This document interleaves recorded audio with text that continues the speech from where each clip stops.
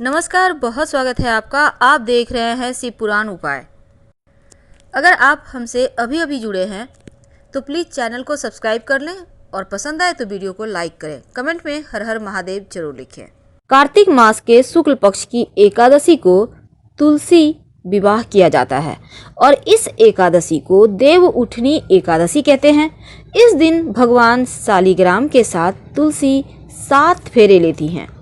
तो तुलसी विवाह के साथ ही विवाह के शुभ मुहूर्त भी आरंभ होते हैं, जो पिछले 4 महीने से शुभ काम बंद थे, अब यहाँ से शुरू हो जाएंगे। तो इस दिन विवाह तो होगा, लेकिन कुछ खास प्रयोग भी किए जाएंगे। आज हम इस देवोत्थान एकादशी के दिन आप स्वस्तिक का एक टोटका कीजिएगा। याद रखिए, हमने कहा स्वस्तिक का टोटका जो आपके समस्त मनोकामनाओं को पूर्ण करेगा। वो टोटका कैसे करेंगे ये हम आपको आगे जानकारी देंगे, लेकिन इस बार जो तुलसी का विवाह होगा, देखिए एकादशी, तो देखिए तुलसी विवाह की पूजा कैसा करेंगे। सबसे पहले तो तुलसी के पौधे के चारों ओर मंडप बनाइए। तुलसी के पौधे के ऊपर लाल चुनरी चढ़ाएं। विशेष मनोकामना के लिए हरी चुनरी भी अर्पित किए जाते हैं। फिर श्रृंगार की वस्तु अर्पित करें, गणेश जी की पूजा करें और फिर शालिग्राम भगवान की विधिवत आराधना करें। शालिग्राम की जो एक शिला होती है, इसको आप सिंहासन पर भी रख सकते हैं और फिर 7 परिक्रमा कीजिए तुलसी का। और इसके बाद आप कथा सुनिए, प्रसाद का विशेष वितरण कीजिए। लेकिन आज चूंकि हमारा टॉपिक है स्वस्तिक का, तो इस देवोत्थान एकादशी के दिन सुबह सुबह अर्ली मॉर्निंग सोकर उठें। उसके बाद आप अपने घर की पूरे घर की सफाई करें। सबसे पहले तो एक बात हमेशा ही याद रखें, पहले आप मुख्य दरवाजे पर 1 बाल्टी पानी डाल दें। उसके बाद झाड़ू वगैरह लगवाइए। घर में जब पोछा लगवाइएगा फिटकरी डाला हुआ पानी से। और इसके साथ ही आप इस दिन अपने घर के मुख्य द्वार पर आप घर के अंदर जहाँ से आप बाहर निकलते हैं, एक आप लोटा ले लें, पूजा का लोटा या पूजा का बर्तन, उसमें पानी भरें। अगर गुलाब का पुष्प है तो उसमें 2-4 पंखुड़ी डालकर घर के मुख्य दरवाजे के अंदर दाहिने साइड रख दें। अगर आपके पास गुलाब पुष्प नहीं है तो गेंदे की पुष्प की ही पंखुड़ी रख दीजिएगा। और इसके बाद अपने घर के मुख्य द्वार पर एक स्वस्तिक बनाइएगा। स्वस्तिक बिल्कुल सीधा होगा और 2 खड़ी रेखाएं दोनों साइड जरूर बनाइए। लेकिन विशेष टोटका कौन सा करेंगे स्वस्तिक का, सबसे पहले तो उसके बारे में भी बताएंगे, क्योंकि देखिए स्वस्तिक का टोटका आपके जीवन की समस्त परेशानियों को दूर करता है। ये स्वस्तिक का टोटका जीवन में जो आपके मार्ग में अवरोध हैं उसको समाप्त करता है। तो कैसे करेंगे ये भी हम जानते हैं, लेकिन एक बात हमेशा ही याद रखिएगा, जो भी व्यक्ति तुलसी का विवाह अनुष्ठान करता है उसको कन्यादान के इतना ही फल मिलता है। और पौराणिक कथा एक आती है। पौराणिक कथा के अनुसार तुलसी ने भगवान विष्णु को गुस्से में श्राप दे दिया था, जिसके कारण वो पत्थर बन गए। और श्राप से मुक्त होने के लिए जो माँ लक्ष्मी है वो तुलसी यानी वृंदा से प्रार्थना करती हैं। इसके बाद भगवान विष्णु वापस से अपने रूप में आते हैं और वृंदा सती हो जाती है और एक तुलसी का पौधा वहाँ पर जन्म लेता है। तो इसी के कारण चूंकि हर जगह कई जगह द्वादशी के दिन तुलसी विवाह कराया जाता है और बहुत जगह एकादशी की शाम में किया जाता है। तो आप इस दिन बेलपत्र माँ लक्ष्मी को जरूर अर्पित कीजिएगा। याद रखिए बेलपत्र, क्योंकि अगर आपने एक भी बेलपत्र अर्पित कर दिया इस दिन माँ लक्ष्मी को तो पूरे साल आपको धन की कमी नहीं होगी। और अगर संभव हो तो कमल पुष्प अभी ठंडे के मौसम में मिलता है बहुत जगह, अगर मिल जाए तो अर्पित करें श्रीहरि को, माँ लक्ष्मी को। ऐसा करने से जीवन की समस्त मनोकामनाएं पूर्ण हो जाएंगी। करके देखें। तुलसी विवाह के समय आपको मंडप बनाना होता है ईख से। इसके बाद उनकी पूजा करनी होती है, उनका विवाह कराना होता है। लेकिन स्वस्तिक का विशेष प्रयोग कैसे करेंगे आइए जानते हैं। तो तुलसी के पौधे में आप तुलसी का जो पौधा होगा ना, उसका हर एक पत्ते में थोड़ा सा सिंदूर लगा दीजिएगा। आपको विवाह कराना है थोड़ा थोड़ा, या आप चाहें तो पानी में सिंदूर को घोलकर भी छींटे डाल सकते हैं पूरे पौधे में।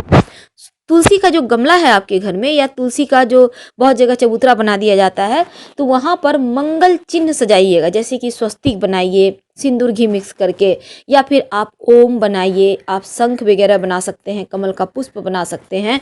और वहाँ पर बनाने के बाद आपको एक विशेष प्रयोग करना है। देखिए कई बार क्या होता है, बहुत सारे बच्चे हैं, विवाह नहीं हो पा रहा है, बहुत बार क्या होता है आपका जॉब नहीं लग रहा है, अपना घर नहीं बन रहा है, तब एक आपको विशेष टोटका करना चाहिए। देखिए पुराणों में स्वस्तिक को लक्ष्मी और गणपति का प्रतीक माना गया है। स्वस्तिक यानी सु और अस्थि से मिलकर बना है, जिसका अर्थ होता है शुभ। स्वस्तिक से परिवार, धर्म, स्वास्थ्य संबंधी जितनी भी परेशानियां हैं ना, वो खत्म हो जाती है। तो स्वस्तिक से कैसे इन समस्याओं से छुटकारा पाया जाए? देखिए स्वस्तिक से हमेशा ही मनोकामना पूरी होती है, तो इसीलिए विशेष मनोकामनाओं की पूर्ति के लिए देवोत्थान एकादशी के दिन आप पास के किसी भी मंदिर में जाइए और मंदिर में उल्टा स्वस्तिक बना दें। याद रखिए सीधा नहीं बनाना है, सीधा स्वस्तिक आपको पता है ना, वैसे नहीं बनाना है, उल्टा बना दें। अब आप मनोकामना बोलिए और जैसे ही आपकी मनोकामना कुछ दिनों में पूरी हो जाए, वैसे माना जाता है 1.25 महीने में ही मनोकामना पूर्ण हो जाती है, तब आप मंदिर जाएं और सीधा स्वस्तिक बना दें। तो उस माना जाता है घर के मंदिर में या पास के मंदिर में जाकर अगर आप एक स्वस्तिक बनाते हैं भगवान के सामने छोटा सा सिंदूर से, उस पर अनाज रखकर अगर दिया जला दें घी का, तो आपकी मनोकामना शीघ्र पूरी होती है। आप ये वाला भी उपाय कर सकते हैं, ये खास उपाय है। तो इसको करने से क्या होता है, हमने जैसा कि आपसे वादा किया, धन की कमी नहीं होती, धन की जो परेशानी है वो दूर हो जाता है। माना जाता है कि देव उठनी एकादशी के दिन अगर अपने घर के मंदिर के में ही आप जहाँ पूजा करते हैं स्वस्तिक बनाकर अगर आप श्री हरि की तस्वीर को रख देते हैं, तो दिल की इच्छाएं पूरी होती है, यानी आपकी समस्त मनोकामनाएं पूर्ण हो जाती है। तो इस देवउठनी एकादशी के दिन ये छोटा सा प्रयोग जरूर करें, यही आपके जीवन में समस्त परेशानियों को दूर करेगा। वैसे स्वस्तिक आप देख रहे हैं, दोनों साइड 2 खड़ी रेखाएं जरूर दीजिएगा, ये स्थिर लक्ष्मी का वरदान देता है। क्योंकि अगर आप स्वस्तिक को खुला छोड़ देते हैं तो लक्ष्मी तो चंचला होती है, इसीलिए स्थिर लक्ष्मी के लिए स्वस्तिक के दोनों तरफ 2 रेखाएं जरूर देनी चाहिए।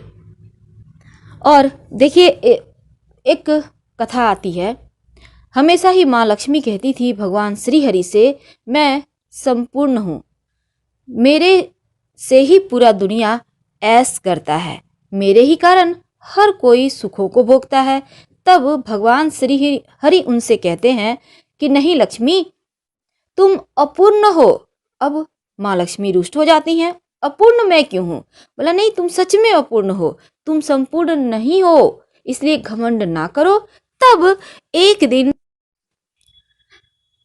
माँ लक्ष्मी माँ पार्वती के पास जाती हैं और कहती हैं, देखिए ना, हमें ही देव कहते हैं कि तुम अपूर्ण हो, अब बताइए, मेरे से ही पूरा दुनिया सुखों को भोगता है, मेरे ही कारण हर किसी के जीवन में आनंद है, तो भला मैं अपूर्ण कैसे हूँ? अब माँ पार्वती समझ चुकी थी कि देव उनसे क्या कहना चाहते हैं। पास में गणेश जी खेल रहे थे, तब माँ पार्वती गणेश जी को प्यार से गोद में उठाती हैं और माँ लक्ष्मी के गोद में रख देती हैं और फिर कहती हैं, अब तुम संपूर्ण हो। और तभी से माँ लक्ष्मी की पूजा पहले गणेश जी की पूजा होती है, फिर उनकी, क्योंकि वो दत्तक पुत्र है उनके।